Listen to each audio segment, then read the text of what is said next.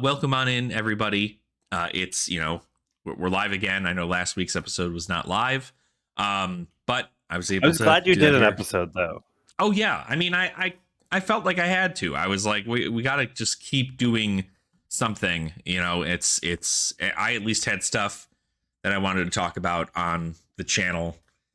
From the data specifics and what I wanted to see from myself and so on and so forth, and I felt like that was a fine ranting topic for the podcast. So For solo. No, I enjoyed it because I'm on these now a lot where it's like, oh hey, there's one I'm not on. Let's go watch it. So it was a good. I liked your kind of retrospective of did you meet your goals and that sort of thing. That actually made me think. I was like, I should make some goals for 2026. Not necessarily like pseudo fab related. I think just more like content related because I was yeah, like, oh, like I'd like to do some more card stuff, things like that, and less of like, oh, I want to go to more events or I want to hit like win a pro quest or whatever. Because I mean, I'm yeah, never gonna win those. that's kind of my like I put a lot of I put a lot of emphasis on like wanting to do well at events. And it's just because like I mean I like playing the game competitively, but I'm certainly not like a hardcore grinder. I mean, I get maybe like a game in a week of like Talishar, and then it's just like if I happen to go to an LGS, I'll play there. Like, speaking of doing like the last week in FaB scenario, just yesterday was my armory that I normally go to. I went 2-1 on Gravy Bones, Nice. cashed. I like we have cash prizing at our armories, and so it's just store credit, but it's cash to me. So I was gonna say store credit, store yeah, credit. exactly. For me, I know like when I judged this past pro quest, they gave me like $200 store credit. I was like, perfect. Like I'm here every week. Like this Uh-huh. is as good as cash. Like the money's going to go back to them anyway, right? Like it's just Yeah. you can have it, but I'll gladly take it. And so it's that's kind of my whole thing is I like a lot of our stores do that where they'll make 100% of the entry into the prizing, right? And they just kind of divvy that up. And so there was there's a fun scare because the person who normally runs the Flesh and Blood stuff has not been there for the past 2 weekends just because it's the holidays, right? We're busy. And so they have somebody else running the Flesh and Blood stuff who does not know anything about Flesh and Blood. And so I'm just like, oh, okay. But luckily I know the person enough. I've seen them and like we've had several conversations. And so he'll come up to me and he'll be like, how does time work in FaB? And I'm just like, okay, I'll give you the rundown. It's not like that. It's like this. And but there was a fun mishap because I guess there was a missed entry for something, and they called it. We finished our third round. That was it. That's all we were gonna do, and they called out the winners, and one of the winners was somebody who went 1-2, and there were two undefeateds and two people who bubbled into the top third and fourth place, and somebody who got 1-2 was called up to go get cash prizing, and she was like, well, that doesn't seem right. And so we all had to go back up there. They were calling out the names. They're like, what does the list look like right now? And they were like, oh yeah, no, that was my bad. This is the actual listing, and it was correct at that point. I was like, okay, cool. And I bubbled into fourth place, got $20. So there you go. Can't hate that. Nope. We did so I do my casual night on you do your thing, I do my casual night on Monday. So we had 5 people there.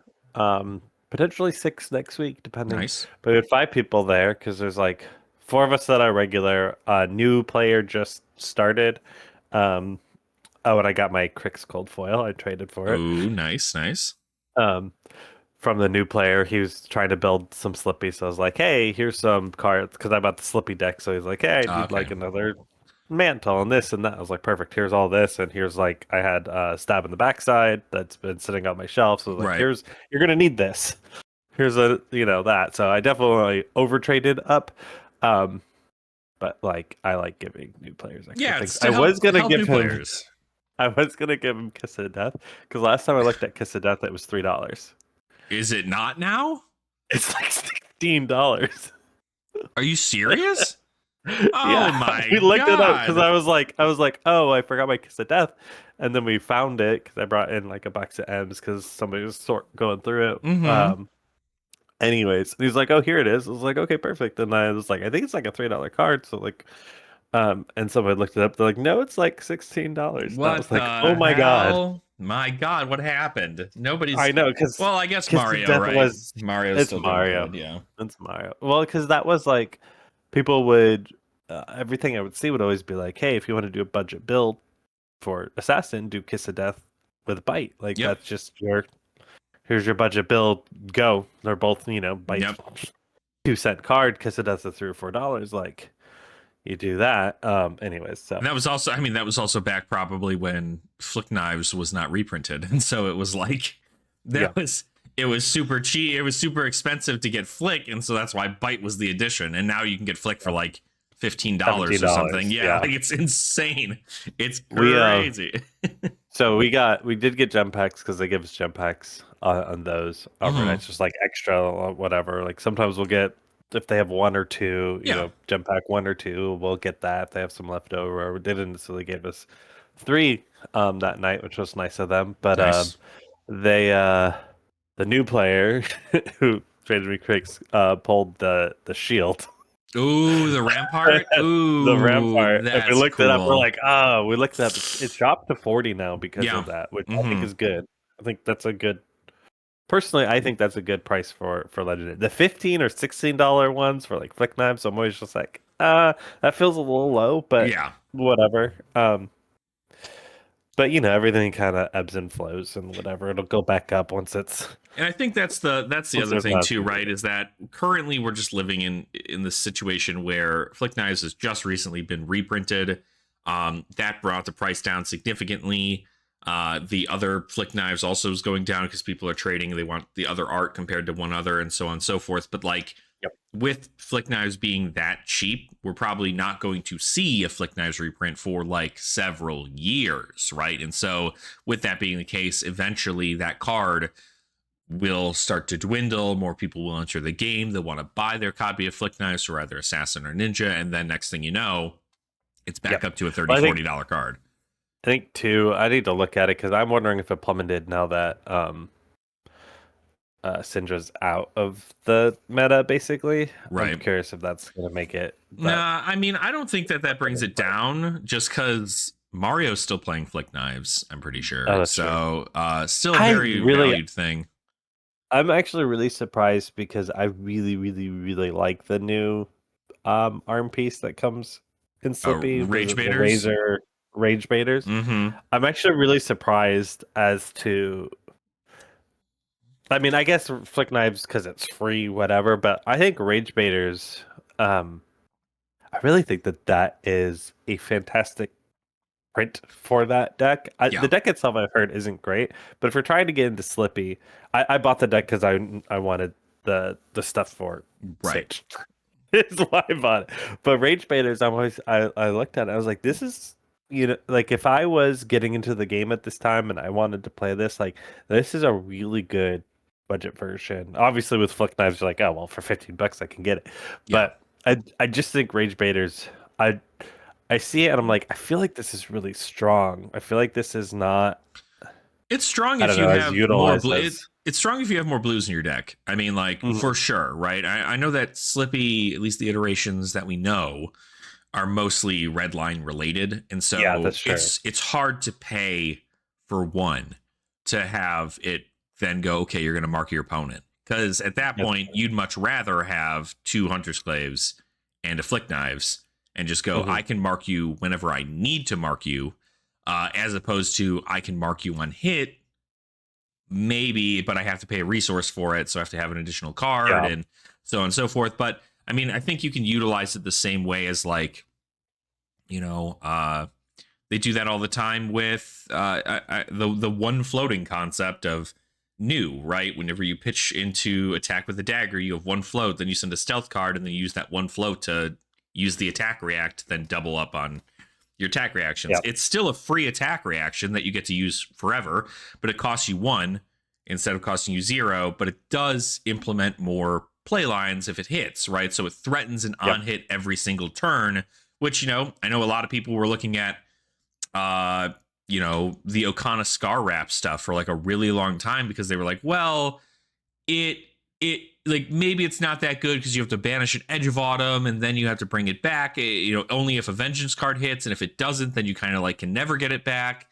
But I mean, everybody's using it now, and I mean, it is just like when you know where that window is and you can sense that, it makes a huge impact. But yeah, it's for better players than me. So yep. Oh, anyways, I'm getting off topic. So we did our casual night. We did draft. I have a High Seas cube. So we drafted the High Seas cube, and then there's only 5 of us, so we're like, okay, what do we do? One of the guys was like, oh, I'm gonna go home. We're like, okay, cool. Yeah. He drafted a gravy deck that had no allies. It was basically all pirates. That's great. Just boats gravy. Yeah, but then we decided, we're like, well, he's like, I might stick around. So like, all right, why don't we just do a big game of UPF? Just do 5 people, UPF. Right. Pull out the event deck. We did a couple turns without Treasure Island and very quickly realized we have to have Treasure Island. Gotta have it. In order to do it. In order for it to work. So like we did 2 full rounds, I think, of without it, and then added it in, and it just like made the game way better and way more fun. But we still had a blast. Like it was 5-person UPF, which was so much fun, and it was really back and forth and nonsense. I picked up the side that I was like, because I built it so that you could do a 4-person sealed if you wanted to. So there's like 32 packs in there that I built. So I was like, I think this side has Scurv. So I pulled out the side I think had Scurv. It did. So I ended up playing Scurv. Hell yeah. In there. Hell yeah. So it was fun. I need to repackage it all. I need to figure out like a quick way of how to repackage it, because I really built it to be like opening a pack. Right. And repackaging that is really hard. It's a pain in the butt. I mean, like I really we've had like 3 people out here make a cube, and I'm just like, that's so awesome that you've gone about making a cube. I could, if I made a cube, and I know I could, just dread. I'm one of those people who like, I think 50 steps ahead, and I'm like, I could go through this whole process of making this cube, but if every time I want to play it, I then have to spend like an hour repackaging everything, I'm just like, I just want something I can just shove back in a box and just like be good to go. So well, and that's why Logan's on Flesh and Pod, his Runeblade cube is so good, because he literally built it so that you could just shuffle it up. Like there's no sorting of it, so you'll hit like really dead packs, or you'll hit like bonkers packs. And I'm like, I need to figure out how to do this. I was looking at it, and I might do a quick change in it, and just how it's packed up, just to make it easier for repack. Even just something, because I like have it packed, so you have to go 5 class cards, which means you got to go like 2 and 2 with one class and 1 with another. So then you have to like make sure you sort that correctly, so that there's always 5, but then you got to make sure it's all balanced, which is what you need. And then you get your 2 rares, and then you get your armor slot, and then there's the 14th slot, which is like your foil slot, is literally everything that's left over. So like I have to build I have to do packs of 13 and then shuffle up everything that's left over and put it in. And I was like, I wonder if there's a quicker way for me to do this. There's Maybe gotta be like some math wizard out there has made like a perfect algorithm for you to set cube back up. But like I mean, it's out there somewhere. Yeah, I was like, even if I do something like, maybe I just do it where it's like, I just throw all the rares in their spots, and I just do, okay, we have two for each class, and here's 6 generics / pirates. Like then maybe I'll still have 1 float, but like it's not gonna be as big a deal, because like sorting out the rares and getting all like that was just super annoying. Anyway, I digress. Cubes in building cubes in Fab, I think, is a lot harder than building it in Magic. Because a lot of times in Magic, they'll do that where they're just shuffle it all together because it doesn't really matter Yeah, because because it's a everybody can color go scheme, whatever. right, A yeah, color scheme. Whereas this is a class scheme, and I was like, I can't really just shuffle everything together and be like, here's all the comments because I might end up with 5 gravies in a pack, in there, and then that's like throws off the balance of your draft. So, yeah. The anyways, benefit of that, cubing in Magic, right, is just that like you have your land system and it's just out of yeah, the entire cube, and it's like, okay, cool, build whatever the hell you want, and then go get your mana base, and it's like that's yeah, kind of the concept. Whereas here, it's like you not only have to think about what class you're going to play, but you also have to think about your resource base. And so you have to yeah, have like a good mix of like if you only see reds, but you're trying to play, Puffin, gravy. it's like yeah, like you can't, yeah, or even gravy, yeah, like you can't really No, like you do need blues. anything. So yeah, it's hard. Cubing So is hard. Shout out to cubing, everybody who is it's cubing. it's fun. So I was like, I'm gonna figure out. So I'm gonna sit down and repackage it up. And I was like, I might figure it out for a little bit. But High Seas. So one of our players locally is his first night of Fab was High Seas pre-release, Oh, okay. and somehow he stuck around I mean, to because be fair, High it's a Seas is very good. not. I liked High It's C not an Sealed. easy set though. No, God, no. I mean, playing Gravy, it's like, having to be like, okay, wait, I have to play a blue, and then I have to get this thing into the grave, and then I can play it, but then it gets go again, but only if I put a blue in there. Like, only if these things happen, and when do I get my action point back? When do I not? Like, Gravy I specifically is the hardest, but I think Puffin and Marlin are pretty, like, straightforward when it comes to High C They're still Sealed, pretty so. hard though in the sealed. I feel like I just always do better when I just draft a bunch of pirate shit. Um, is really the way I Well, do that's it better too, in right? that Like format. you just if you every single boat I see, I just grab, put it Yeah, in the you grab deck it. because like why would you not? Yeah, It's just the best. Boats are good. Boats are good in sealed. Boats are good in limited. It's just yeah, really it's good. fun. I think that's why I know like Puffin is the weakest, and the people have always talked about that, and that's why it's not one of the better limited. Like a lot of people like it, but I have heard like, hey, because Puffin's so weak, you really only can have 2 tops, and even then, it'll be tricky. But what I've seen though in general is I think this is one of my favorite limited, and there's a lot of people that love it, but there's like from a competitive standpoint, people don't like it as much, but they love Right. drafting it casually, if that makes sense. Yeah. I think it's probably one of the best limited environments just because you can go pure pirate and do well. Yeah. Like we had that one player, Jesse, who played, Gravy without any allies. Granted, we're doing UPF, but he still had one of the best decks. I think he had the best deck there.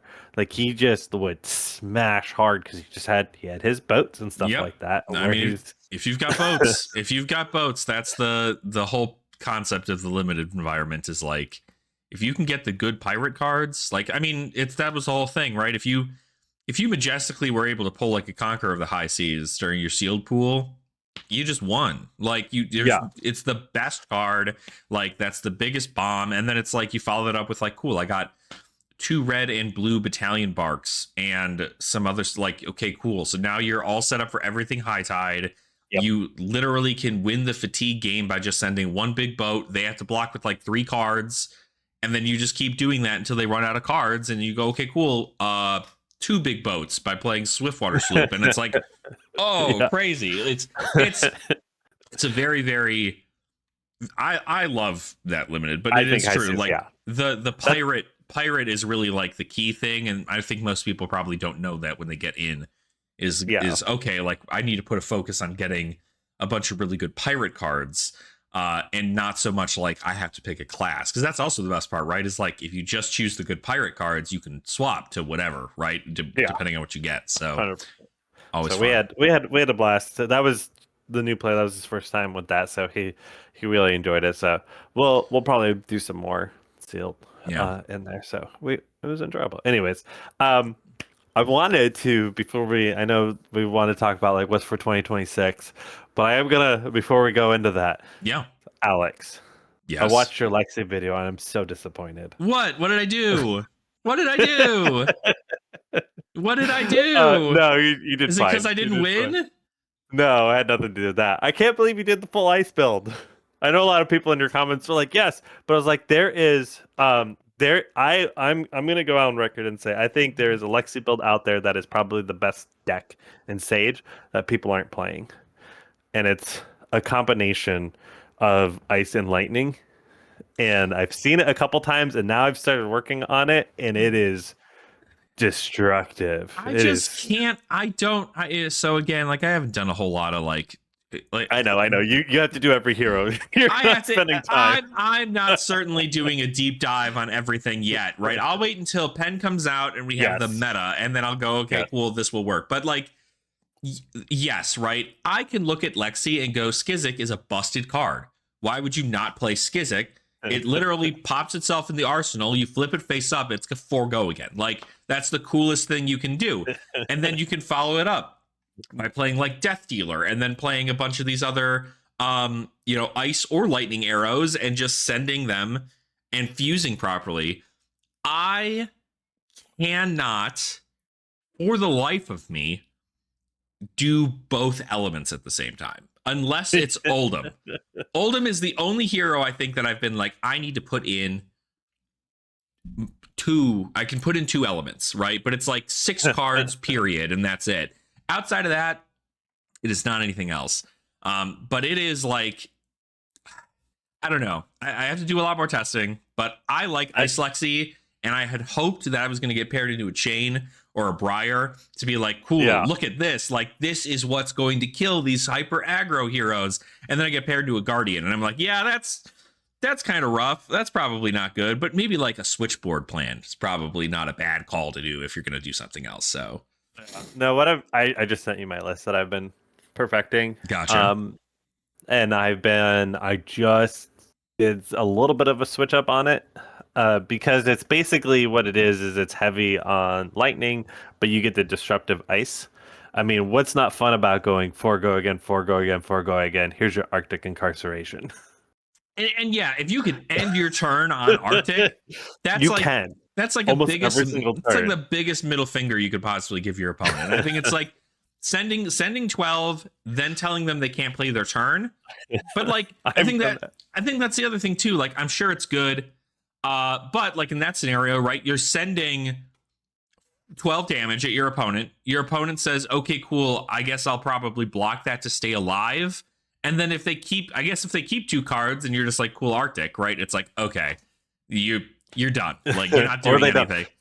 So this is one of my favorite stories. I was against a Valda, which Valda's not terrible in Sage. She's not amazing, but I was against a Valda. She got out 6 seismics, and I still stopped her. That's turn with crazy. Arctic. Crazy. She got out 6 seismics, and I did 12 damage. She did have a full red hand, but she was gonna go the 12 one of the 12 crush attacks Right. into a pummel. She had I 3 reds, so see. she blocked with 1, and then she had 3 reds, so she was like, "I'm gonna do this." Well, I so you dropped in caught her. that, and You caught her on an all red hand. did. I mean, that's I did, but she still had to get rid of it. She still had to pay 3 on a 6. Mm-hmm. Yeah, it's still far more than what you have to pay, right? And so that's It was very very funny. The trickiest matchup actually that I found in this is Ira. So I'm messing with where I just added in yellow ice quake. yeah. Because I was like, I just need slightly more disruption, and that's I think it's making a little bit of a difference. So, anyways, so this is if anybody wants to do Lexi, I just sent this to Alex. He can post it somewhere probably. Yeah, I'll post it on the in our Discord here. So yeah, I was like, this is I think the best build because it is very disruptive as well as very go wide, and you do have the ability to kind of adjust because there's times where I've had to go tall with it, and it still can do that. Yeah. So it's still fun. Always worth a But shot. I think Lexi. I'm very surprised. I haven't played against enough chain. I've only played like against a couple, and I've won them. But who knows how well they were? Are they just playing it because of that? So I do want to try to get against a good chain player to test this on, because once I got in the ice quake, like I just needed like one more ice thing. I've been able to Iras are a little bit Iras are still hard. Like don't get me wrong, I still think the advantage is Ira. Yeah. But having that extra ice in there has helped because as soon as if you can get disruption on her, you get enough on there, you can slow her down enough to sneak damage through and win. Yeah, So because you can it's still rip. I mean, like you can still rip cards from their hand, and you're still sending a bunch of damage. They do have 2 blocks, like it's a bunch of 2 blocks in the deck, yeah, so it's like they're kind of forced to be in a different scenario. But I mean, as far as like the chain players go, like that's kind of the unfortunate part is that I think I may have spoken about this 2 episodes ago, I think, but one of our locals wanted some testing because he was going to Seattle. And he was like, well, I hope to make day 2 at the calling, but if I don't, I need practice because he's going to bring Max Nitro to the Sage event. He's like, I've been beating up chains left, right, and center. I've never lost to a chain, and I've gone against like 6 of them. What, like, am I gassed? Like, is this just like the best deck ever and it was like an immediate counter to chain, or is he just like coping? And I was like, well, I'll play against you using one of the decks that have won, and yep, I'll show you kind of a little bit there. And so we wanted to practice, and I beat him like 3 times in a row. And he was just like, yep, okay, so it was just the player. And I'm like, yeah, yes, probably. Like, it probably is just the yes. player. So, but Yeah, the chain a good chain player can kind of go through that. One thing I have like with this list too is this Lexi list is I'm able to, if once again you either have to try to pitch stack or just get incredibly lucky, you usually can beat old him or like just like block slot just because you right. have the snapshot. Yeah. You need to do full snapshot build. So it's either you have to pitch stack it or you have to get lucky, which sometimes you do and you can get through it. Yeah. And then the other piece of it is like Briar has been going full reds. Mm-hmm. You throw you throw Arctic Incarceration or just take any card from her. That card just She's rocks just Briar. I mean, Briar is a yeah, full red build. Like, Chain's playing a lot more blues, so like maybe there's a world in which, and yeah, then obviously they're going to get discounts from Rune Chance and so on and so forth. But like even still, there's the blue opportunity to have that happen. But like that's really it. Like that's where like Ice fails and has failed all the time. Is like if your opponent has yes, more blues than reds and can still present lethal amounts of damage at you while protecting themselves from arcane and yeah, taxing, that's the counter, right? That's the counter to Ice. And yeah. so yeah. I know, like coming in, I was like, "Oh, Briar's one of the best ones coming into Sage in general," and then obviously Chain blew up and Mm-hmm. whatever. But I do think with Briar going full red, that's why I'm just like, I think Lexi might be one of the better into meta right now. We'll see what happens. I mean, that's like Um, somebody had mentioned in the comments of that video that, you know, that their reason of wanting Death Dealer banned is because of Lexi. Like yeah, Lexi is a reason to yes, have Death Dealer banned strictly because of Snapshot, right? And with theoretically, you could ban Snapshot I know. and Your not build, ban Death Dealer, but your build that you did actually, I think, really wanted Death Dealer. I know what you're trying to do, but I think your build wanted Death Dealer, the one that you and did, just I thought because it about it had too. pumps in it. Yeah, I thought about it too. I thought about doing a little bit more with it. Again, I'm Yeah, going no, off of you're throwing together. my natural understanding of these heroes from years and years of playing against them and doing all this. I'm like, yeah, you know what? This is for Shiver people who though, want a I know. general idea. Yeah, and Shiver, I wish it was better because I was like, this is such a cool I weapon. mean, It could be so. giving something dominates pretty good. Like Yeah, obviously, like it is. if I put a lot more focus, I'm running 6 Weave Ice. Like theoretically, I could just put more focus on. That's where I'm getting my dominate ability. Yes, But I mean, and that's dominate also allows my opponent to just go, cool. I'll send 15, and I'll go, yeah, okay. I guess I have to take that, and then I have one more turn of disruption. And if I don't pull the correct amount of disruption at them, I die. And so it just yeah. That's why with your Revice, I was like, I do think he's got all these pumps. I think he wants Death Dealer so he can pump it up. One of the things that I have found with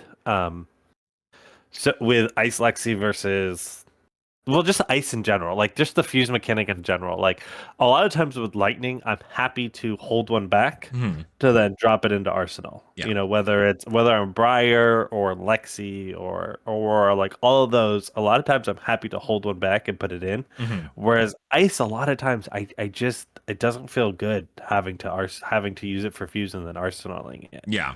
Like it doesn't feel as good. And Lexi, for instance, like sure you can give him a frostbite, but like a lot of times I like those weave ice. I'm like, I want to have this weave ice on the front end of this. Like I want it here, and to have to hold it back sucks. And so I Yeah. think Ice Lexi, it's like it's almost there for disruption, and I think it might right now, this second, it's better than Icelander. I think in Mm. disruption of ice.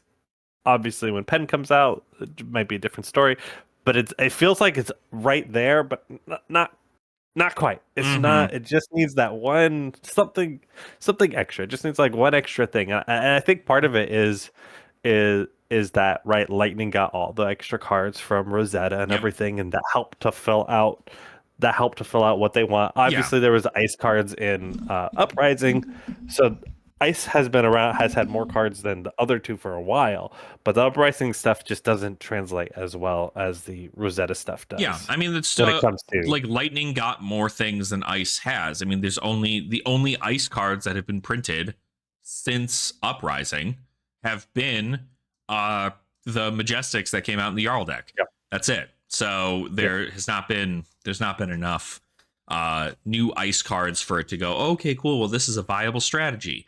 Instead, now yeah, it's just kind of like, all right, well, like if you want to kind of relive what Lexi probably kind of sometimes looked like back in the day, you could play that. But if you want to play I mean, personally, just a better version of Lexi, like you're wanting to play more lightning stuff because there's more lightning stuff yeah, in the pool than ice, and so your your yeah. options are better. But a lot of people like Ice It's Lexi. I think Ice Lexi a lot of people do. Like I is said, pretty I've tried fun. to do Ice Lexi, and it feels like it's almost there. It's just I feel like the cards that I want to fuse with just need to be better for me to slot it. Honestly, really, this is actually what it is. Is the cards that I want to fuse with are a lot of pumps, and really what I want to be putting into Arsenal is probably an attack or something. Well, you probably want to be putting so like that was my whole thing is you probably want to be putting things more like Polar Blast, right? Polar Blast, Cold Snaps, those things go in Arsenal because you draw a card, right? You play Yeah. you flip it up, you then Yes. play it. You say, here, opponent, pay a thing, otherwise something happens. Also, I played it from Arsenal, I draw a card.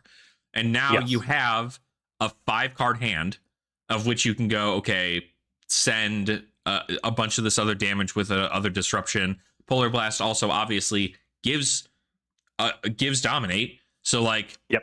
you could flip it up and say, hey, are you going to pay? You know, even if you're playing red Polar Blast, your opponent has to pay 3 resources, otherwise your next attack is dominate. They can go, all right, well, if I have an all red hand, I'm not going to pitch 3 cards so something doesn't give Yep. dominate so I can block 3. I'm going to just say, sure, I'll let you draw a card, I'll give you something dominate.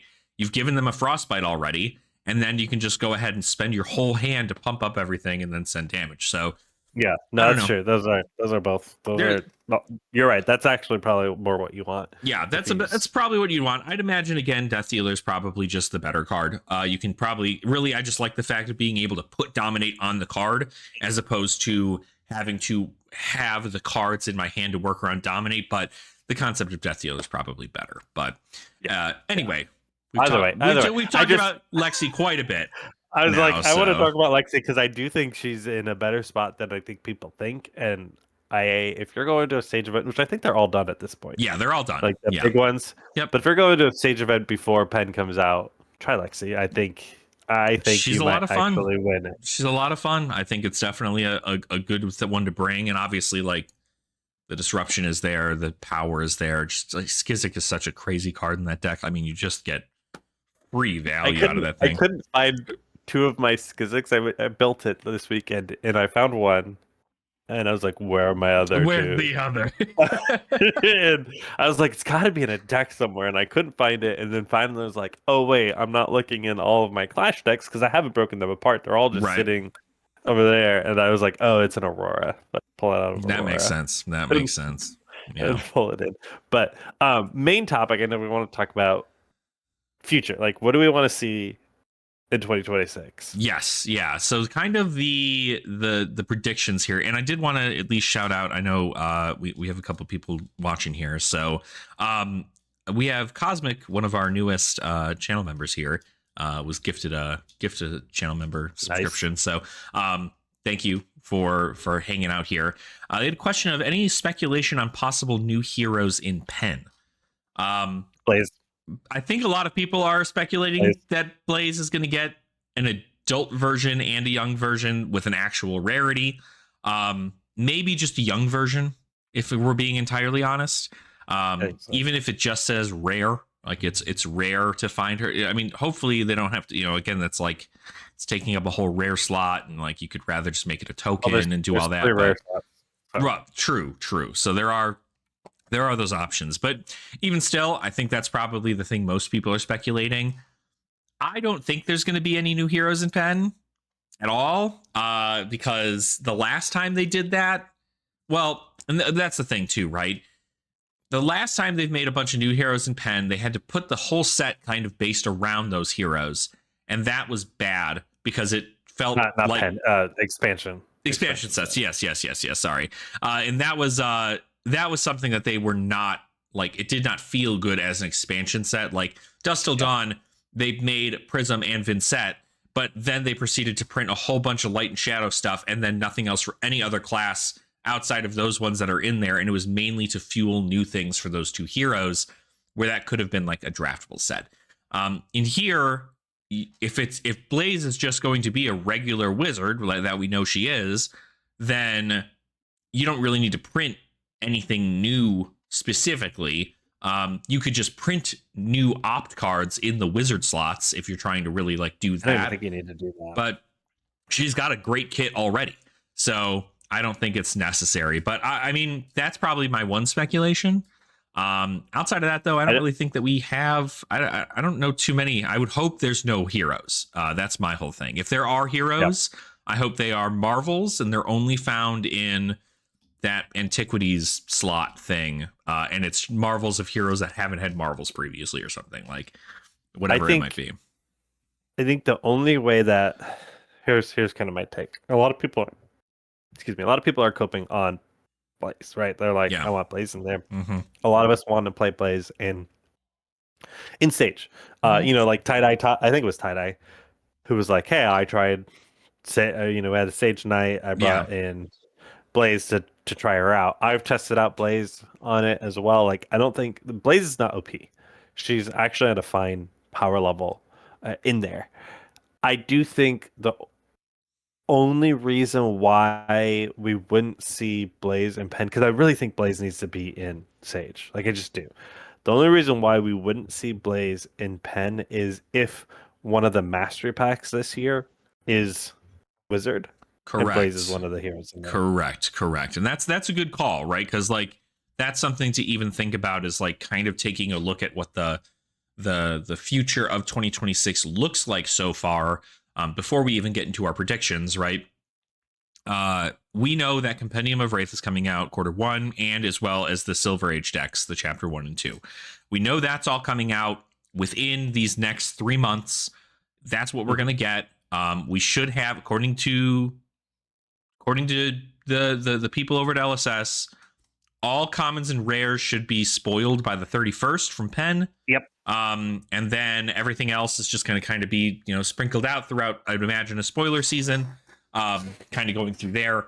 But, and then obviously the Silver Age decks, of the understanding, they're probably just going to be cards from Pen, and then also cards from just future sets or from previous sets, and, getting the best cards of everything. But Q2 is set 19, which is, apparently just... I have, this. Oh, good. You've got the thing, right? Okay. So, yeah. So I got the thing. That's entirely it, I was right? Like, so I have it right here.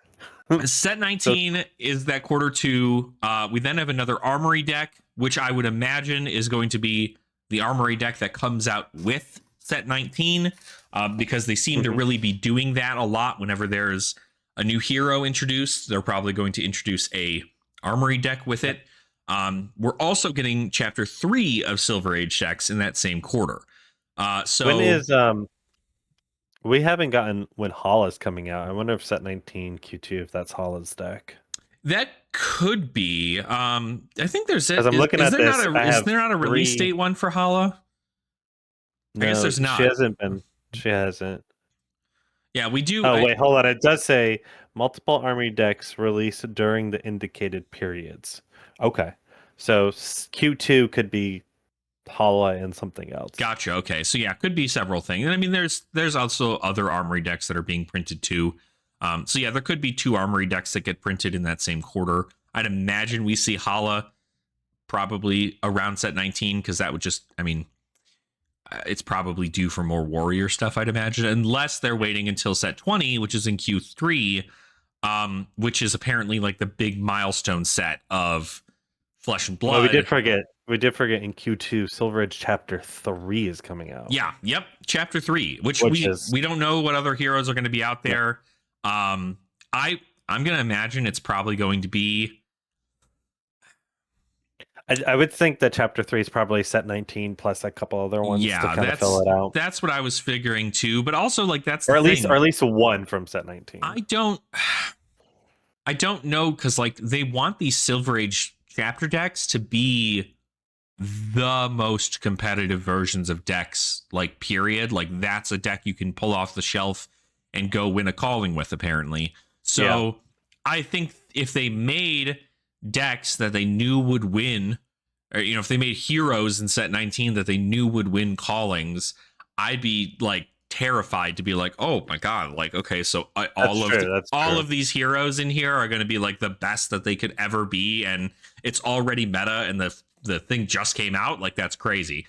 But you make a great point there. It could just be like, hey, we're gonna do, you guys figure it out, but we'll do, here's the next 5. But also, I know, like, I mean, 1 and 2 is them trying to hit every class. Correct. So right. 3 is each one only has 5, right? Yeah. So then 3 is like, okay, in my mind that means it's only 5 new decks, which means what classes are they? I think it's also something I wouldn't. Well, I guess I would be kind of surprised if I would hope that they have this much forethought or insight into the future of FaB, right, and Silver Age, because set 19 is also when we get to vote for heroes to leave. Mm-hmm.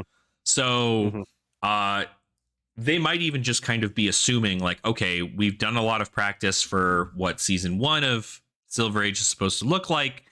We have an assumption that these heroes are going to get banned. Maybe we make decks that are replacements for classes of those, or additions to those classes in a way to play them differently in chapter 3. But that would be that. I mean, it's a prediction as far as that goes. I don't know if there's going to be 5 decks in there, or if there's going to be 3 or whatever. Maybe it's just maybe it's just set 19 heroes, and that's like how they want to push the set 19 as well. But we'll see. We'll see, right? That's kind of the stuff for chapter 3. And then quarter 3, we have set 20, which again is that big milestone set. They said they're putting a lot of stuff into it. It's like a really, really big thing. So hopefully we get more hype for that too. I do. One of the things I do kind of like, I know they're excited about set 20, obviously, right, but I do kind of wish that they would not necessarily say, I don't know, because like then it's like, okay, well, we can competitively rate that's our Silver Age. Right. Then we get set 19, which probably going to be decent, but then we get set 20. But then it's like, for people like me who doesn't have an unlimited budget, I'm like, okay, I'm going to get competitive rate. Set 19 is going to be a draftable set. We'll probably buy packs to draft. But like set 20, like, okay, do I need to put a budget in there and buy a case? You know what I mean? Like that sort of thing where it's like, I'm glad that they give us. I'm glad that they give us, but like to already put hype around 20, I think makes it so that set 19 won't be as good. Well, set 19 or maybe is not also, sell as good. We at least know set 19 is going to be right around when. Is that right? Maybe it is Q3. No, it's probably Q2 for sure. Set 19 is Q2. But 19, I'm trying to figure out where does new Aurora land, right? Because Aurora is due to come out in July, I'm pretty sure. So I don't know again whether or not this is Q3. Yeah, so that would be Q3. So probably, and again, like this could be again something else that's on that in that Q3 section is another armory deck. So either it's going to be something that comes out from set 20, because we know that both of these 2 sets are going to be draftable sets. That is what we know. And so, and they could do like set 19 comes out at the end of June, so then the Armory deck comes out in Exactly. Q3 Yeah. technically. They could make it close to where it happens, but I think at the end of the day, right, like that's generally where the area of New Aurora is going to be. There that's is, but again, like it could. We don't know what they're really doing with Aurora. We don't know whether or not she's coming in a set or if they're just going to like make a new version of her and be like, this is Aurora, but like, maybe we just like get these other cards out of here, or maybe we just make her a regular Rune Blade and not a Lightning Rune Blade or something. I don't know, but there would be no reason to not make her a Lightning Rune Blade. I would hope she still continues to be a Lightning Rune Blade. But we also have the Mastery Pack, though. We have a Mastery Pack that comes out in Q3. So we got one. So we've got Q3 is set 20 Armory decks. Yep. Mastery Pack. And then Q4 is Armory deck and Mastery Pack. So yep. Q4 isn't going to have a main set, so I'm hoping that Mastery Pack is going to be really good. Yeah, I mean, I would. Well, that's the thing, right? Is like what. That's really where my prediction sits. Is like, what could this Mastery Pack be, right? Because if you consider Compendium of Wraith is supposed to bring a lot of new tools to every class, what is going to be the worst performing class in Q3 to where they're like, Warrior. We should make a Mastery Pack? And that would make sense because if possibly the Armory deck is Hala, that comes out in that same one, you could have more cards to build Hala with if you buy Mastery Pack Warrior. So I'm wondering too, because like if you look at it, Guardian was the first one, obviously. I'm curious if they're going to be like, okay, we're going to do like, kind of an order, not necessarily order, but like we're going to do our WTR into Arc, and then the next two, or if they're going to mix and match. My assumption is they'll mix and match, but I feel like, well, number one, the Guardian set just wasn't great. It was okay. I mean, the Guardian set was also tools. Just Valda, the Armory deck set. Like that was pretty much it. And so, but it's fine because it did exactly what it was gonna do, which is bring Valda and also a bunch of Seismic Surge support and all these other reprints and everything. But like, did it really do a lot for Guardian? No. Not really. What it did is it provided, again, I'm going to complain about this all the time because I play the freaking hero now. It brought in Fearless Confrontation for Gravy Bones, which was what I'd imagine not to be the entire concept of this. I don't think these Mastery Packs should have generics in them, period. I don't think they should. Yeah, I don't think there's a reason to have them. They should be for the class. So that's my hot take. But I think these Mastery Packs, hopefully they've learned from Valda. They said that Valda was going to be the one that they said that the Mastery Pack Guardian was going to be just Valda, but they know that that's not what they want from like a crack shuffle play limited perspective, or even just from an opening perspective.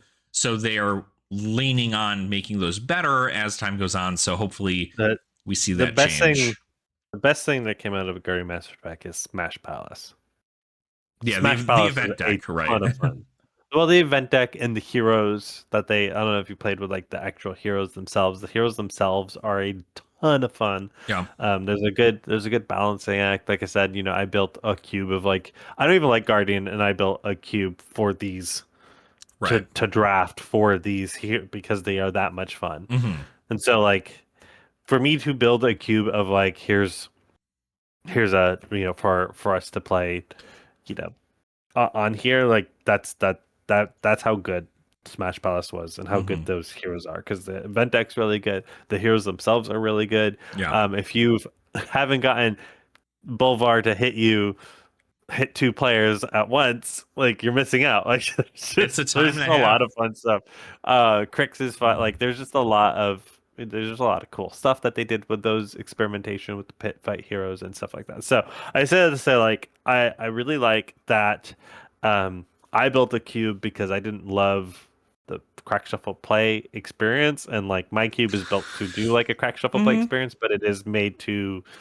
I'd pulled in just like a ton. It's basically like all best Guardian cards ever made, ever. And that's the thing, right? I think that like I really enjoy the concept of the draft for that, but I do think that like I'm just such a big fan of constructed. I like the concept of doing what they came up with the article Oh yeah, that yeah, that made was really cool. pre-con decks for like each Yeah. hero in Smash Palace that you could just keep with the set, and then anytime Yep. anybody wanted to play a hero, it's like most of the cards in all 6 decks or something are nearly identical, right? Like Yep. 20 of the 40 cards or something are like near identical. 20 of the 30. Yeah, 20 of the 30 cards are near identical, and then it's like 10 cards that are very specific towards like their gameplay style, which I thought was very cool. That was really cool. Yeah, very cool thing to see. So that was something that I'm probably looking to build up as well.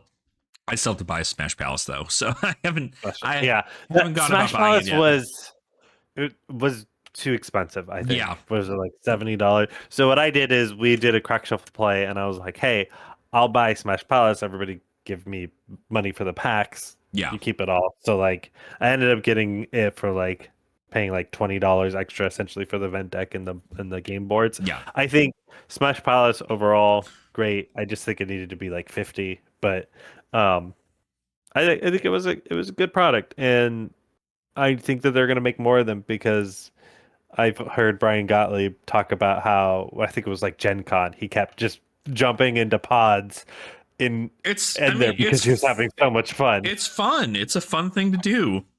I mean, when you really consider it, like so many people who are playing Flesh and Blood are hyper competitive, and sometimes you just need to take a break. And sometimes that's what that is you just get to sit down and be like, hey, you want to jam a game of Smash Palace? Like, I've got constructed decks. We can draft things to figure out like if you want to make a better deck and this whole thing. Well, even just like the event deck itself. Like, I hope that they come out with more event decks. Like, even just selling the event deck by itself, I think would have done wonders. Or just do those precons that they talked about. Like, literally just put all those up and be like, here you go, instead of doing the crack shuffle play. Like, I think it's cool that they did it, but at the same time, it was like, this could have been a great product of like, here's some precons and whatever. And even if they're not like, hey, you can upgrade them like overall and they're kind of bulk or whatever. I think one of the things that I've kind of said over and over and over again is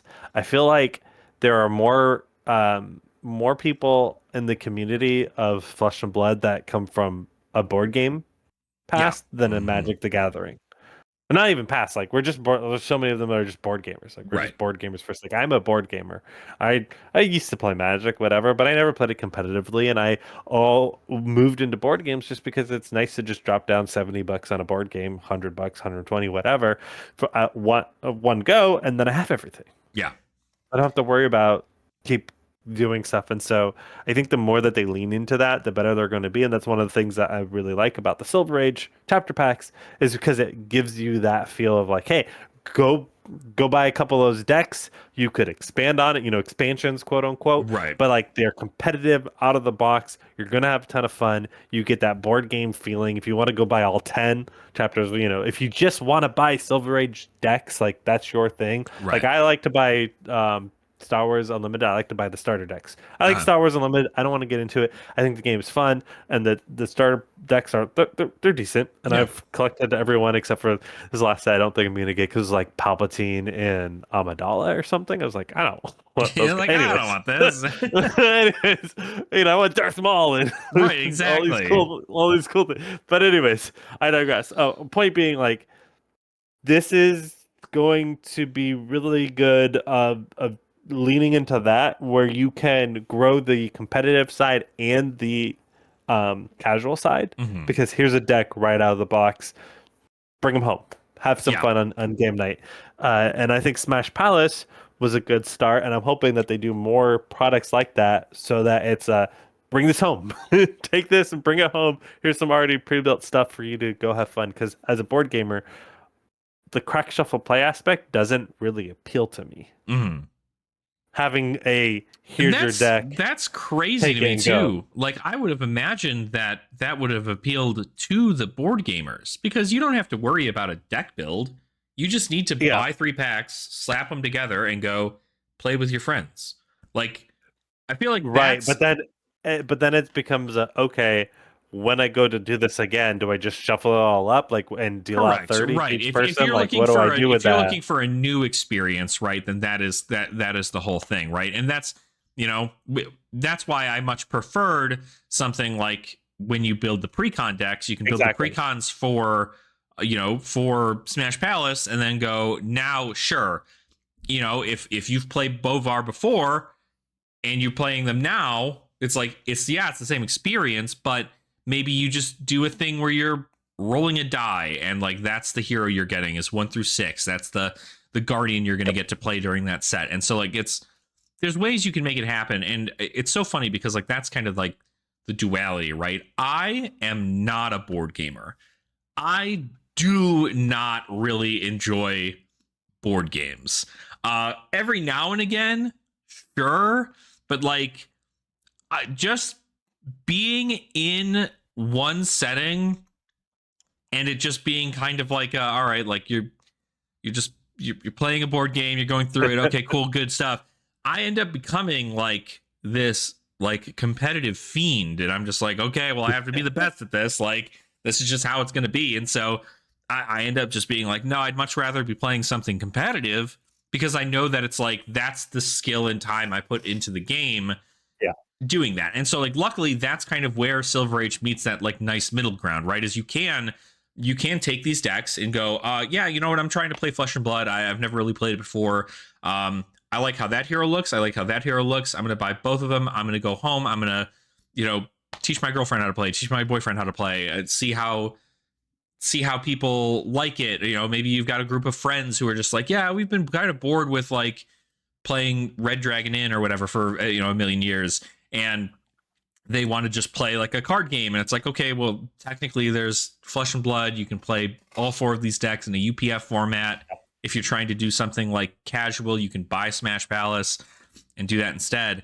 But like Silver Age also allows people to be competitive, right? You can take those same decks and you can go, okay, if I sit here and I care about learning the lines for this hero and how they're going to adapt into a meta and all this other stuff, and are there changes I can make to the deck to make it better? What's going to fit my playstyle a little bit better? There's that option too. So I do think that there is going to come more stuff with Silver Age, and hopefully also we see that happen in the casual space as well, where we see more of these precon decks that you can just like put in with an event deck and just be like, go crazy, like have a good time. I'm actually a little surprised, and I'm able to put this as a prediction. I think that there's probably more than just those 3 chapter packs this year. I don't know. I feel like I would be surprised if they stop right there. They did say and many more at the end of this like keynote thing that they're showing all this stuff. So the odds of them having more stuff probably towards the end of the year probably isn't a bad prediction.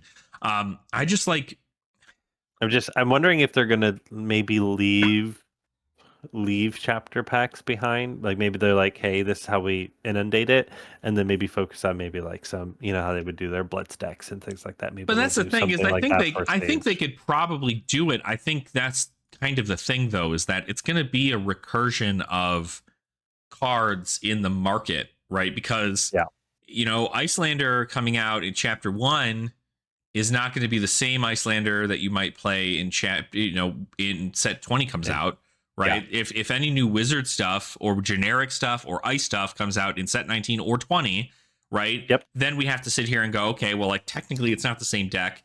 Those cards are obviously going to be better because they're just, I would just imagine they're just going to be better slots in for the hero. So with that being the case, now that chapter 1 Icelander deck is not good anymore. It's not that it's not good. It needs those upgrades. And so in the future, you could reprint Icelander again with these newer cards. But I think right now they're probably, because like, is chapter 3 going to come with set 19 packs? Right. Is it going to come with pen packs still?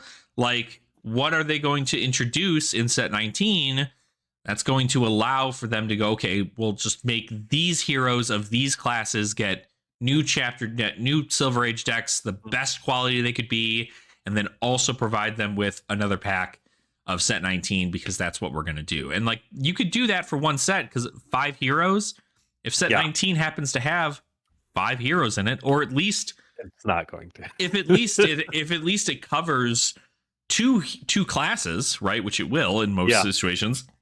Yep. You can get 5 heroes of those 2 classes from previous sets and put them in there and just be like, okay, cool. Maybe we'll have like the 2 new heroes that get introduced and then X amount of old heroes of those same classes that we can use for that. So the 100%.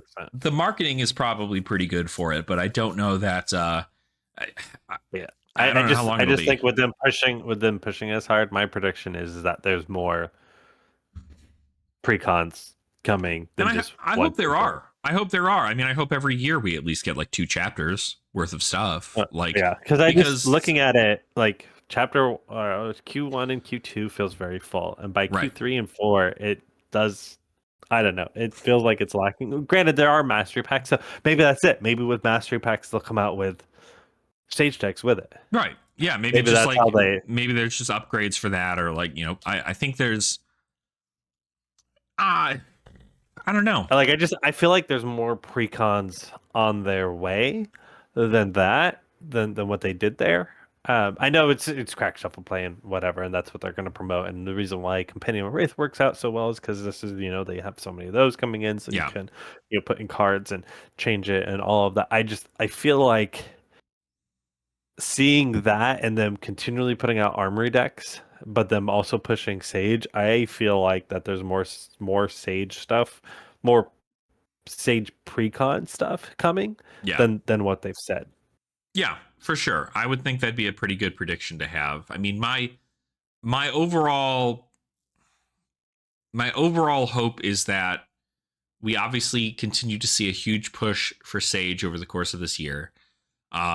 That's their plan. That seems to be what they have going on. I would like I think to it's see. A great plan. I'd like to see the mastery packs being more fleshed out, and actually have like support for the class as opposed to support for a keyword of a class, right? So, but I mean, I think it's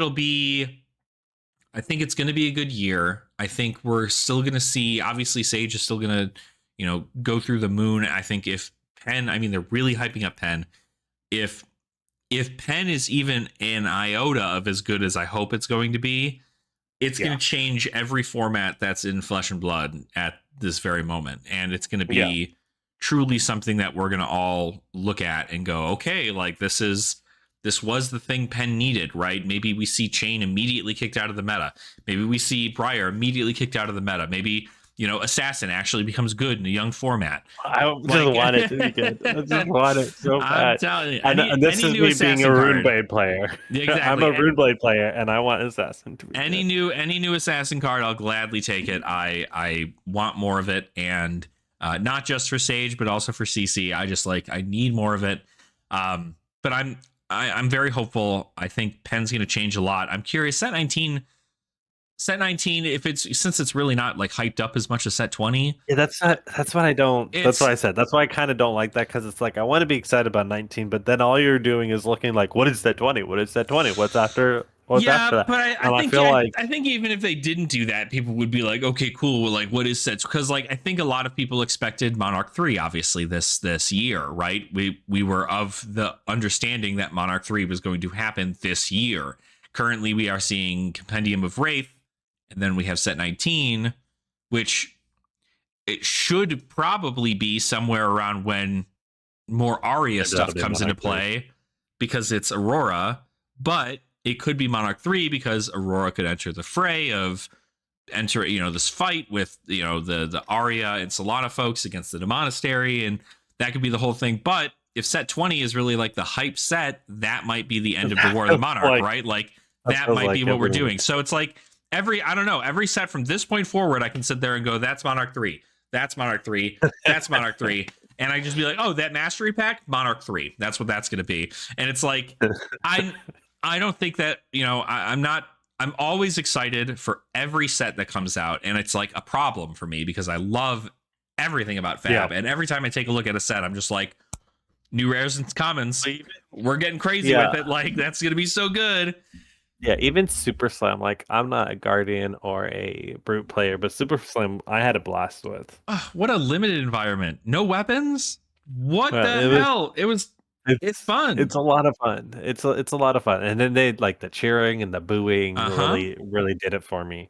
So like I just say that to say like they've been killing it with the limited. Yep. Like absolutely killing it with the limited. I think that we're gonna see more of that, and the fact that they have Sage now, I think they're really going to be looking at the commons or rares that they put in sets. Granted, they're still going to be building them for a limited, and I think that's why they wanted to do pen is so that they don't have to worry about the limited. They can just input what they need to input, what they Yeah. want to do in order to make stuff. And I've said this multiple times: is I'm super excited for that, and I'm hoping that they'll do more of maybe some of that similar in the future for in the expansion slot. I know you're like, I don't want to pull a rare in the expansion slot. Well, I if don't. it's a really good one that I want in Sage, yes, I do. If it's, I mean, I'm just gonna say that. it's got to be class changing, like power creep of a rare. You know what I'm talking about? Like, I can't, I cannot imagine them doing that only because like that's how you implement the power cards into other classes for like Yeah, CC, right? Or anything like that. And so that's how it's been.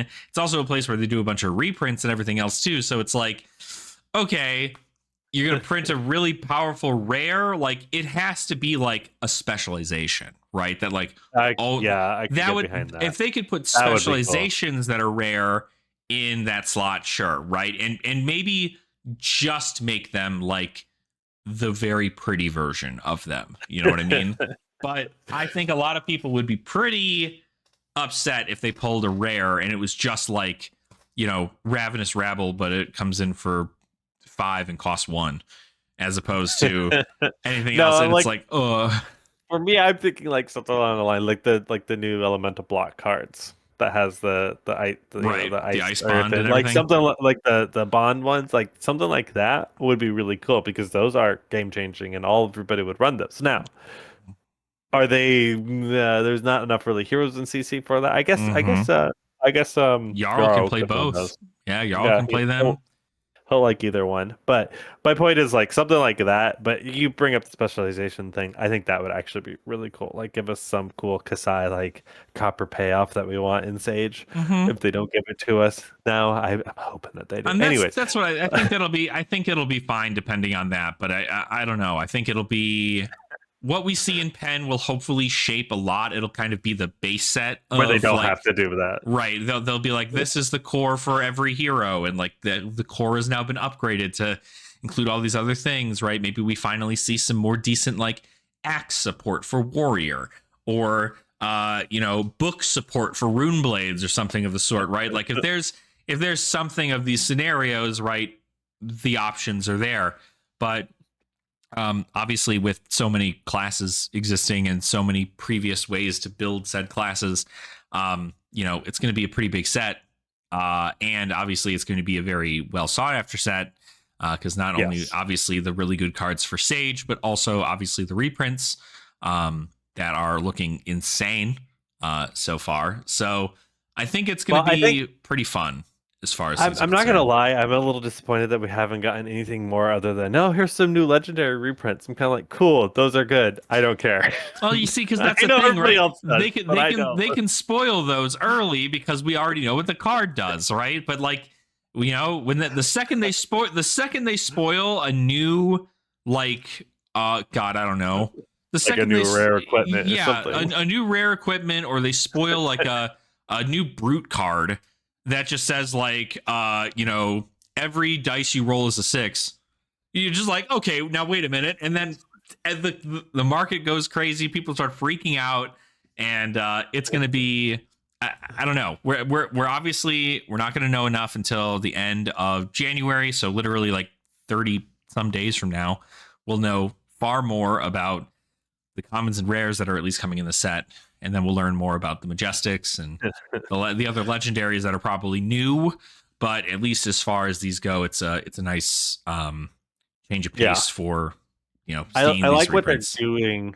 I like what they're doing with the set overall too, because it is like when you look at that and you go like, oh, this is all for Sage, commons and rares. Like some people just aren't excited about that, right? Yeah, And I like what they're doing with the reprints and getting those in and making it where like, hey, if you don't play Sage, this it's still worth you buying. absolutely, Like they've been absolutely. getting really good. They've been getting really good. Like I love all the Super Slam. Like I loved what they did. Like all the reprints that they put Hmm. in the new cards. I know a lot of people weren't as excited with the reprints. The people that weren't excited were the people that already had the cards. Let's be real. Exactly. Um, Right. but people like who were excited, like they fixed they did what they were supposed to do, which is they fixed the market. Yep. Is really what it was. They fixed the market and made it so that like you could play Florian and not have to spend $200 on just his core.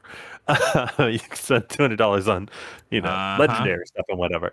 Uh, so like I just think they've been making a lot of good decisions with Yeah. that and using the expansion slot with how Gem Pack 3 was really good. 1 and 2 were so-so. Gem Pack 3 was fantastic. So like overall, like going into 2026, I've been seeing them make a lot of really good decisions in 2020 at the end of 2025. Hmm. And going into 2026, I expect that to continue. Yeah. I think it'll And I don't think be, it's a bad expectation. They've shown us like, hey, we are making stuff better. yeah. And 2025, they brought in gem packs. Um, they brought in And the gem packs have reprints in them too. Like I think yeah. it's Well, something that and we are seeing. We're yes, seeing a lot more of these alt art situations coming through in which, it provides people with the ability to personalize their deck, which is why a lot of people would play things like Commander, is because they get to mhm, personalize their deck. yep, And it allows for more of these cards to enter into the market. Some people will yep. sell their cards for cheaper than when they bought them for, because they're like, I would much rather put this money towards the new version of that Well, one I mean, I traded deck, I opened a Rainbow Foil New Horizon, and my buddy had the New Horizon, a Yep, non-foil one, and I was like, to me, that's worth that trade. I got a exactly. couple other cards, so I was like, hey, do you mind if I snag like a cold foil common weapon, like sort of thing?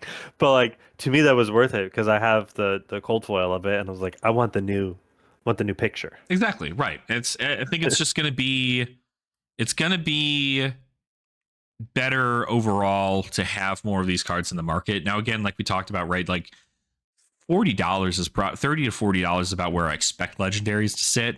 And I think that's right now where they're putting a lot of that focus, is like a lot of these legendaries that are like 80, 90, $100. They might just be like, okay, let's push those down a little bit. Mhm.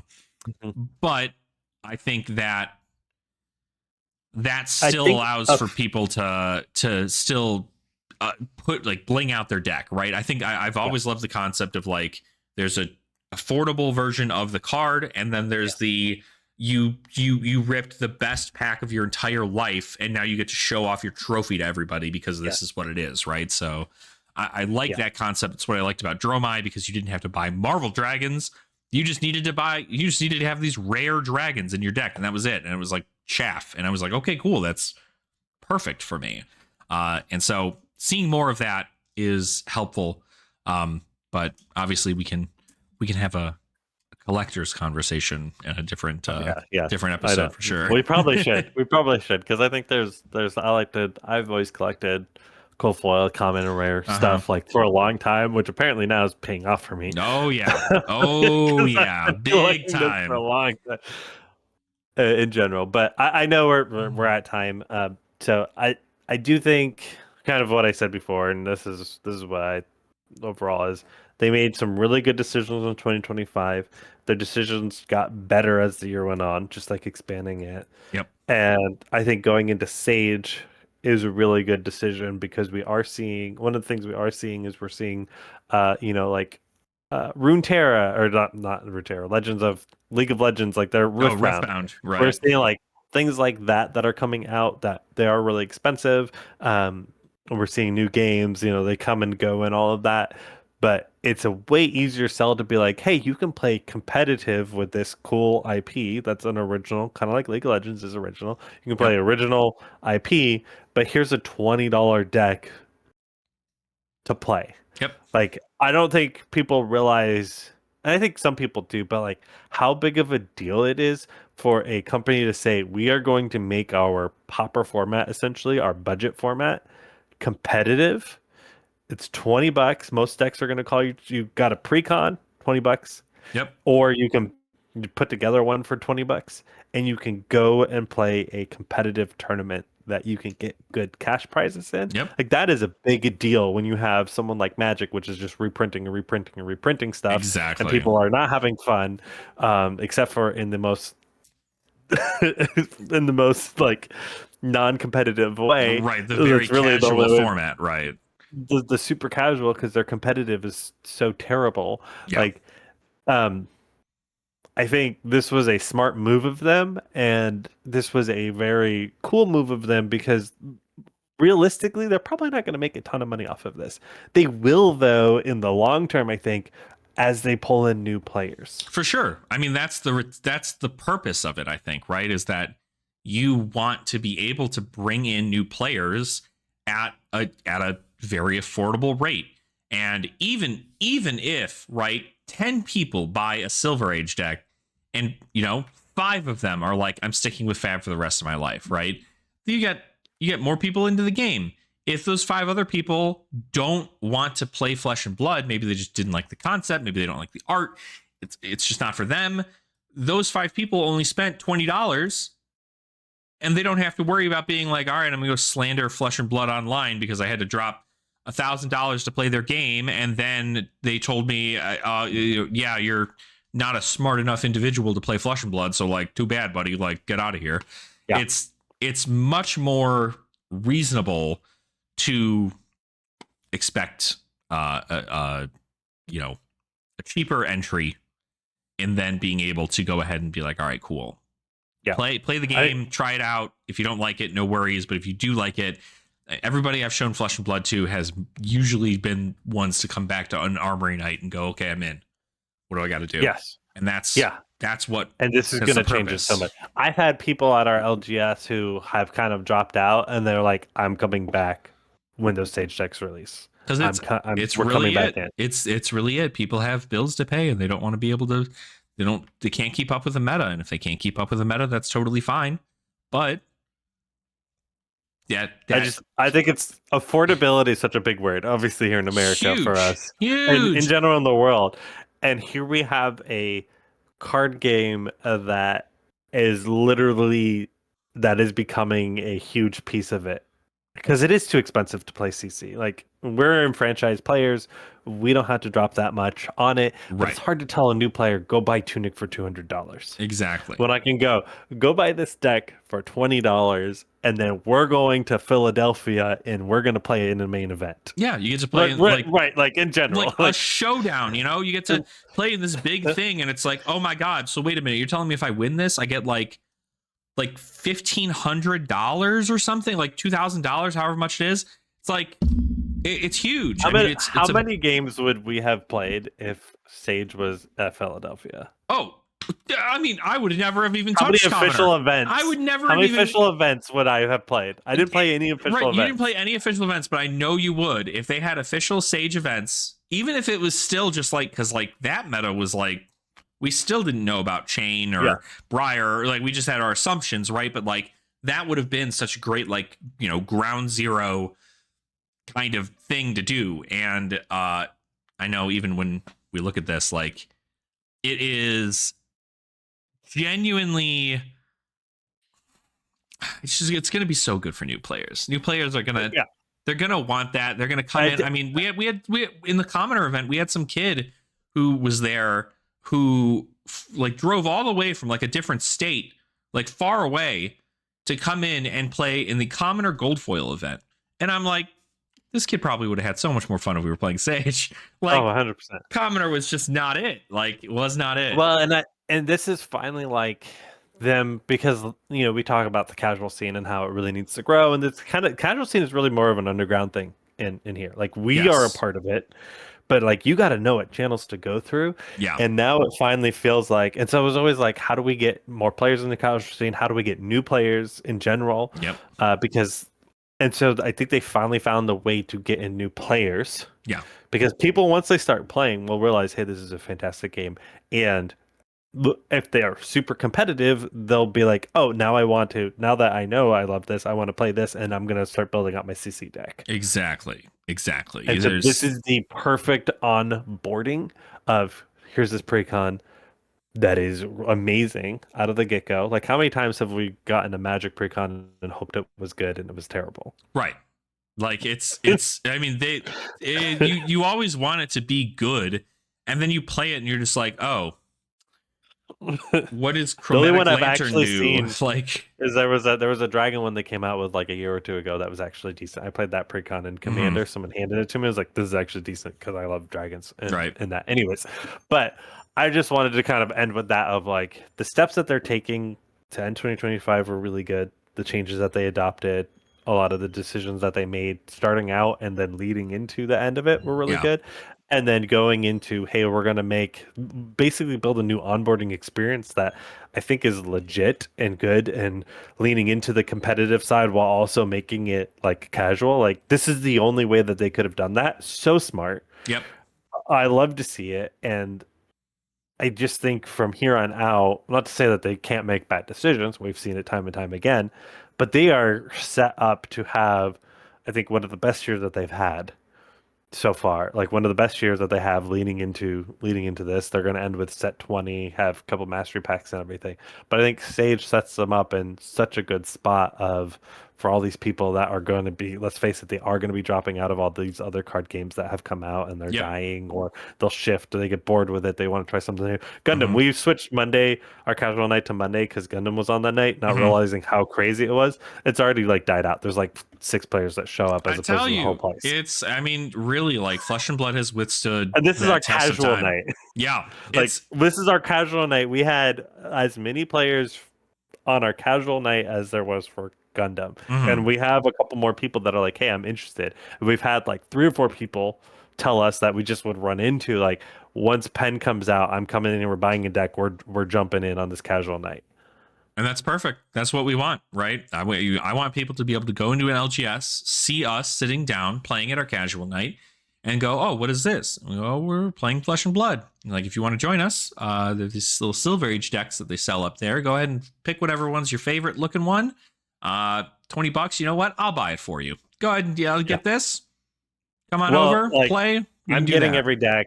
I'm getting every deck. Another player I know is getting every deck, and then a couple of guys are going to grab a couple in there. I'm sure between them, we have a couple of guys that show up. They're roommates. I'm sure between them, they'll have all of them. Like, we will have I decks yeah, I hope to have lying them around for all. people. I hope to have them all, obviously, in my battle box because that's what I want Yeah, that's to what I said have. for. Right? I want that to be the thing of being like, okay, do you want to try before you buy? Like, this is it. Like, come out, come hang out.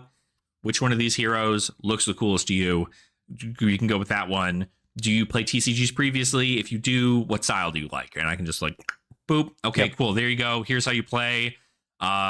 Just have fun with it. And I love teaching people like physically by playing against them, as opposed to being like, oh, here's the card. Like, this is what this means, and so on and so forth. I'm just like, all right, cool. You're gonna learn as you go. We have, yes. It'll be good. Yeah, we have our Pokemon professor loves Enigma, and Yeah. we did the draft of it after Enigma had LL'd, and she was like, I would have played the shit out of this deck.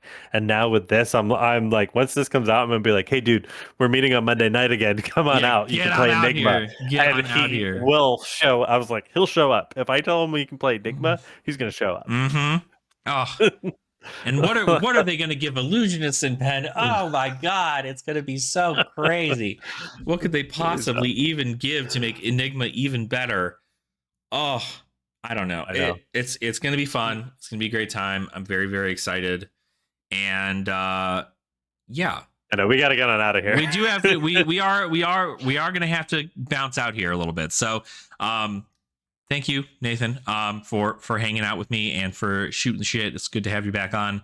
And I'm glad to hear you had a good holiday and everything. And do know that if you want to check out anything that Nathan is doing, again, you're usually streaming on Mondays for your casual night, Monday. right? So Yeah. go hang out over there. Obviously hang out for us casuals, just vibing.